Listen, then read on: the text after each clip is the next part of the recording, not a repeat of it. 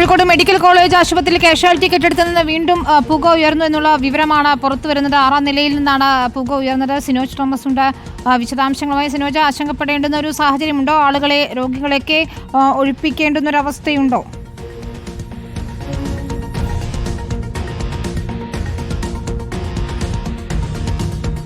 Sinoj,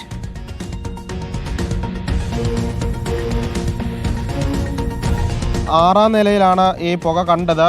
medical college അധികൃതരൊക്കെ തന്നെ അവിടെ എത്തി അത് നിയന്ത്രണ വിധേയമാക്കാനുള്ള ശ്രമം നടത്തുന്നുണ്ട്. നേരത്തെ സൂചിപ്പിച്ചതുപോലെ ഓപ്പറേഷൻ തിയേറ്റർ ഉൾപ്പെടുന്ന കോംപ്ലക്സ് ആണ് ഈ കാഷ്വാലിറ്റി കെട്ടിടം. അതിൻ്റെ ഏറ്റവും മുകളിലുള്ള നിലയാണ് 6ാം നില എന്ന് പറയുന്നത്. അവിടെ ഈ കഴിഞ്ഞ വെള്ളിയാഴ്ച തീപിടുത്തത്തെ തുടർന്ന്, ഈ പൊട്ടിത്തെറിയെ തുടർന്ന് രോഗികളെ പ്രവേശിപ്പിച്ച് തുടങ്ങിയിരുന്നില്ല. അതുകൊണ്ട് ആളുകളാരും തന്നെ അവിടെ ഉണ്ടായിരുന്നില്ല എന്നാണ് ലഭിക്കുന്ന വിവരം.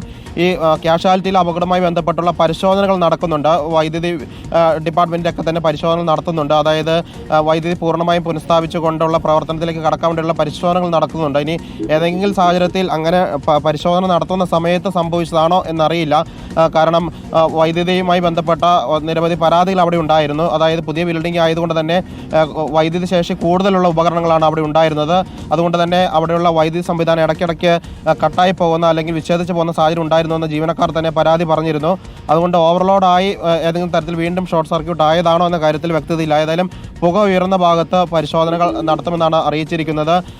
മറ്റ് അപകടങ്ങളൊന്നും തന്നെ ഉണ്ടായിട്ടില്ല. കാരണം രോഗികളോ അല്ലെങ്കിൽ ഓപ്പറേഷൻ തിയേറ്ററിലെ ആളുകളൊന്നും തന്നെ ഉണ്ടാകാതെ ഇരുന്നതുകൊണ്ട് മറ്റ് അപകടങ്ങളൊന്നും തന്നെ ഉണ്ടായിട്ടില്ല. കഴിഞ്ഞ വെള്ളിയാഴ്ച കണ്ടതുപോലെ രോഗികളെ വേഗത്തിൽ മാറ്റേണ്ട സാഹചര്യം ഒന്നും തന്നെ ഉണ്ടായിട്ടില്ല. ഇത് 6ാം നിലയിലുള്ള ഏറ്റവും മുകളിലുള്ള കെട്ടിട ഭാഗത്താണ് പുക ഉയർന്നിരിക്കുന്നത്. പക്ഷേ അടുത്തടുത്ത ദിവസങ്ങളിൽ ഇതേ ബിൽഡിങ്ങിൽ തന്നെ പുക ഉയർന്നത് ഒരു ചോദ്യചിഹ്നമായിട്ടുണ്ട്. കാരണം സുരക്ഷയെ സംബന്ധിച്ചുള്ള ചോദ്യങ്ങൾ ഉയർന്നിട്ടുണ്ട്. ഇന്നും യൂത്ത് കോൺഗ്രസ് ഉൾപ്പെടെ വലിയ പ്രതിഷേധം മെഡിക്കൽ കോളേജിൽ നടത്തിയതാണ്. ഇതിൽ വീഴ്ചയുണ്ടെന്ന് ആരോപിച്ചിട്ട് പരാതി ഉന്നയിച്ചതാണ്. കഴിഞ്ഞ ദിവസം DME ഉൾപ്പെടെ മെഡിക്കൽ കോളേജിലെത്തി എല്ലാ പരിശോധനകളും പൂർത്തിയാക്കി ഉടൻ തന്നെ ഈ ബിൽഡിംഗ് പൂർണ്ണ സജ്ജമാകും എന്ന് അറിയിച്ചതാണ്. MRI സ്കാനിംഗ് യൂണിറ്റിൻ്റെ പ്രവർത്തനം തുടങ്ങിയില്ലെങ്കിലും ബാക്കി കാഷ്വാലിറ്റി ഉൾപ്പെടെയുള്ള പ്രവർത്തനങ്ങൾ വീണ്ടും ഉടൻ തന്നെ പുനരാരംഭിക്കുമെന്ന് അറിയിച്ചതാണ്. അതിനിടയിലാണ് ഈ കെട്ടിടത്തിൽ വീണ്ടും പുക ഉയർന്നിരിക്കുന്നത്. അതുകൊണ്ട് തന്നെ വീണ്ടും ഈ കെട്ടിടത്തിൻ്റെ സുരക്ഷയെ സംബന്ധിച്ച ആശങ്കകൾ ഉണ്ടായിരിക്കുകയാണ്. അത് എങ്ങനെ ഇത് പരിഹരിക്കും ഇനി തുടങ്ങിയ കാര്യങ്ങളൊക്കെ തന്നെ ചർച്ച ചെയ്യേണ്ടതാണ്. കാരണം 2023 മാർച്ച് മാസത്തിൽ ഉദ്ഘാടനം ചെയ്ത ബഹുനില കെട്ടിടമാണ്. കാഷ്വാലിറ്റി ഉൾപ്പെടെയുള്ള സൂപ്പർ സ്പെഷ്യാലിറ്റി ബിൽഡിംഗ് ആണ്. ആ ബിൽഡിങ്ങിൻ്റെ അകത്തു നിന്നാണ് പുക ഉയർന്നിരിക്കുന്നത്. അതുകൊണ്ട് തന്നെ ചെറിയൊരു ആശങ്കയുണ്ട്. എന്തുകൊണ്ടാണ് ഇങ്ങനെ അടുത്തടുത്ത ദിവസങ്ങളിൽ അവിടെ നിന്ന് ഇങ്ങനെ പുക ഉയരുന്നു? ഇലക്ട്രിക് സംവിധാനത്തിലുള്ള തകരാറാണ്, ഈ ക്വാളിറ്റി, അതിൻ്റെ ഈ വൈദ്യുതി സംവിധാനത്തിൻ്റെ ക്വാളിറ്റി സംബന്ധിച്ചൊക്കെ തന്നെ ചർച്ചകൾ നടന്നതാണ്. കോൺഗ്രസ് ഉൾപ്പെടെ വലിയ ആക്ഷേപങ്ങളും പരാതികളും ഉന്നയിച്ചതാണ് ഈ വിഷയത്തിൽ. കാരണം കെട്ടിട നിർമ്മാണത്തിൽ ഉൾപ്പെടെ അപാകതകളുണ്ട് തുടങ്ങിയ കാര്യങ്ങൾ കോൺഗ്രസ് നേതാക്കൾ ഉന്നയിച്ചതാണ്. അതിൻ്റെ പിന്നാലെയാണ് വീണ്ടും ഈ കെട്ടിടത്തിൻ്റെ 6ാം നിലയിൽ നിന്ന് പുക ഉയർന്നിരിക്കുന്നത്. ഏതായാലും ഫയർഫോഴ്സിനും ഒപ്പം തന്നെ നാട്ടുകാരും സന്നദ്ധ പ്രവർത്തകരും ജീവനക്കാരൊക്കെ ചേർന്ന് ആ പുക നിയന്ത്രിക്കാൻ ശ്രമിക്കുന്നുവെന്നാണ് നമുക്ക് ലഭിക്കുന്ന വിവരം. 6ാം നില എന്ന് പറയുന്നത് ഓപ്പറേഷൻ തിയേറ്റർ, അതായത് ഓപ്പറേഷൻ തിയേറ്ററിൽ പ്രവേശിപ്പിക്കുന്ന രോഗികളെ കിടത്തുന്ന റൂം, ഓപ്പറേഷൻ ചെയ്ത ശേഷം രോഗികളെ കിടത്തുന്ന വാർഡ്, അനസ്തേഷ്യ നൽകുന്ന വാർഡ്, ഇത്രയും 4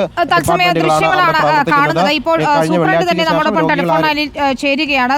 സിനോജ്, വിവരങ്ങൾ ശേഖരിക്കുക. സർ, ഇപ്പോഴും കാഷ്വാലിറ്റിയിൽ ഇന്നിപ്പോൾ 6ാം നിലയിൽ നിന്ന് പുക ഉയർന്നു എന്നുള്ള വിവരം പുറത്തു വരുന്നുണ്ട്. എന്താണ് അതിൻ്റെ വിശദാംശങ്ങൾ? ആശങ്കപ്പെടേണ്ടുന്ന ഒരു സാഹചര്യമുണ്ടോ? നമുക്ക് അദ്ദേഹത്തിലേക്ക് തിരിച്ചെത്താം. ഫോൺ കട്ടായിരിക്കുകയാണ്. സിനോജ്, ഇപ്പോൾ നമുക്ക് കാണാം ഫയർഫോഴ്സ് ഒക്കെ അവിടെ എത്തിയിട്ടുണ്ട്. ആളുകളെ ഒഴിപ്പിക്കേണ്ടുന്നൊരു സാഹചര്യമൊന്നും ഇല്ല എന്ന് തോന്നുന്നു, അല്ലേ?